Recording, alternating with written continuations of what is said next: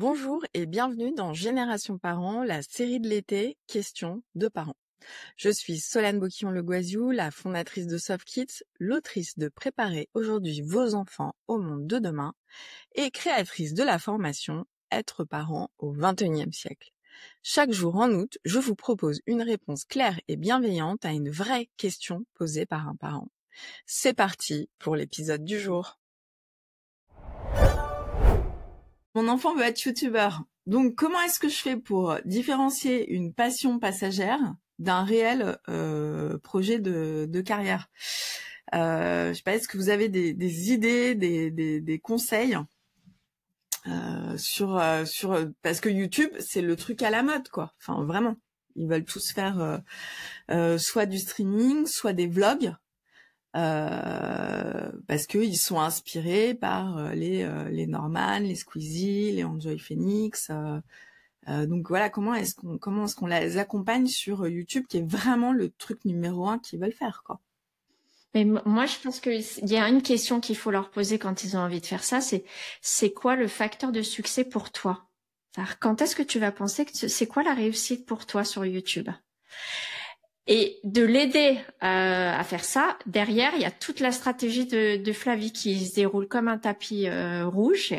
Le temps et l'argent. Ok, pour y aller, c'est quoi le chemin, quoi. Mais réfléchir avec lui, c'est quoi le succès pour toi? C'est combien d'abonnés? C'est combien de temps? C'est l'astuce derrière l'envie d'entreprendre.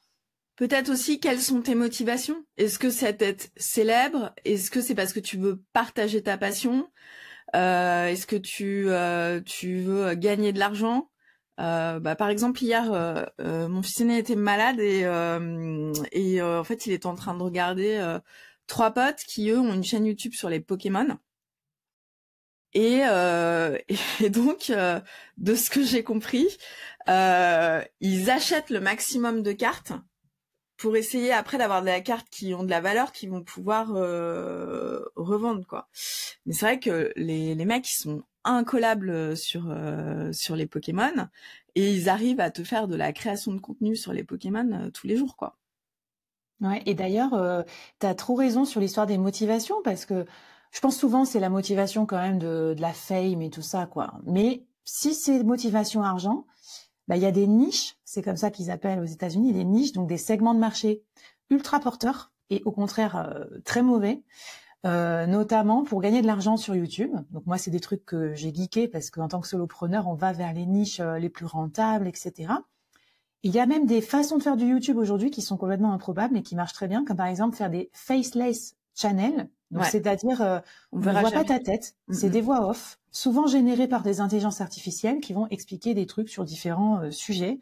Et ça, c'est assez nouveau et ça a été démocratisé par les IA notamment.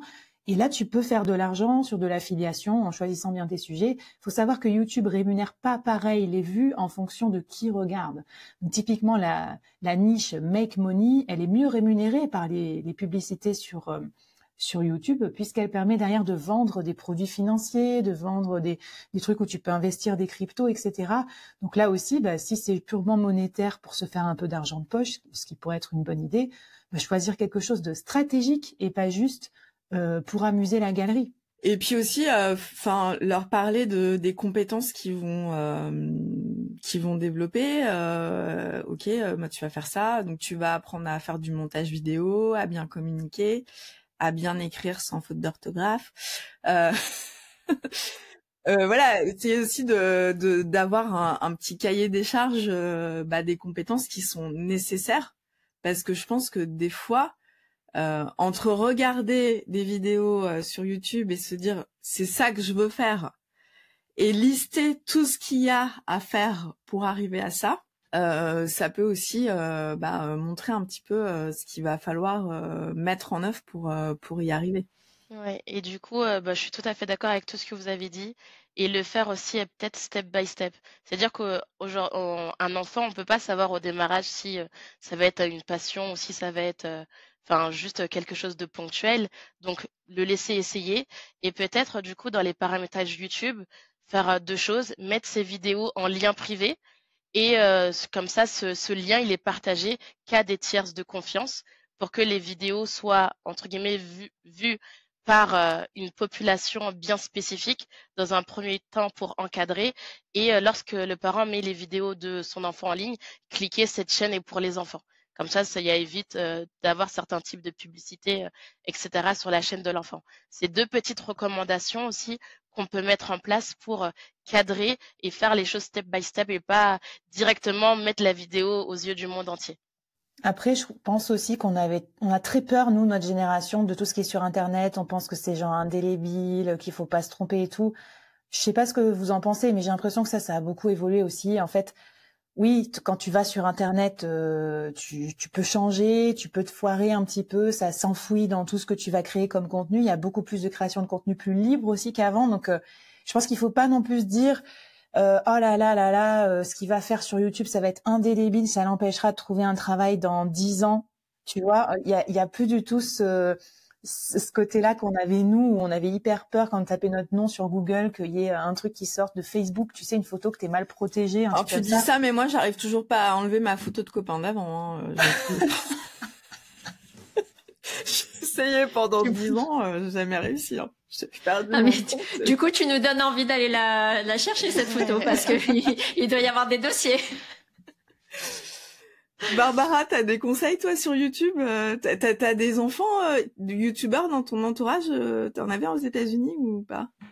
Pas trop parce que je pense qu'on est plus dans l'entrepreneuriat. Faire autour de nous, c'est-à-dire on fait au lieu de créer du contenu, on fait des choses. Moi, j'ai aussi un environnement où on a envie de protéger la planète. Moi, j'ai des enfants qui sont très moteurs sur l'inclusion. Donc on est plus sur des sujets comme ça que économie que sociale sujets... et solidaire. En fait, exactement. Tu as des Greta chez toi, c'est ça? Ouais, on n'en est pas là, mais il y a de la vibe. Ouais, il y a de la vibe plus que le fame en fait. On est plus dans l'impact effectivement que dans le fame, mais je pense que c'est aussi. Ce qui me fait penser qu'il faudra qu'on fasse un épisode. Mon enfant veut être activiste. Ouais, tout à fait. Il y en a de plus en plus. Waouh. Très juste. Ouais. Ça c'est une très bonne idée. Thème. Après moi je voulais juste dire que si tu veux avoir de l'impact, il faut avoir de la fame aujourd'hui. Tu peux pas faire autrement. Je vois pas comment tu peux changer le monde si t'es pas visible, si tu rends pas ton mouvement visible. Et notamment il y a beaucoup de mouvements qui sont rendus hyper visibles en ligne, notamment écologiques, qui cartonnent tout sur TikTok, YouTube et compagnie pour générer l'engouement derrière. Donc je suis pas sûre que ça te protège complètement de leur exposition médiatique à tes filles. Non, mais ça c'est sûr. Mais on n'est pas encore dans le YouTube et dans la Silicon Valley, c'est vrai que c'est pas une préoccupation de la jeunesse entrepreneuriat, c'est pas de la. Non, enfin, je dis ça, les créateurs économiques. Créateurs économiques font du vrai entrepreneuriat. Non, mais c'est vrai que c'est un truc, tu vois, on entend beaucoup plus parler de youtubeurs depuis qu'on est en France que quand on était aux États-Unis. Clairement, c'est pas une consommation. D'abord, le YouTuber, le fame, il est plus les artistes. Donc, on suit plus les jeunes suivent plus les artistes que des influenceurs tels qu'on le fait en France. Et c'est vrai que du coup, j'ai découvert, tu vois, tous les noms que tu as cités, je les ai découverts ici. Je pense que la création de contenu, elle est beaucoup plus. L'impact, il est sur Insta, par exemple, plus que sur YouTube.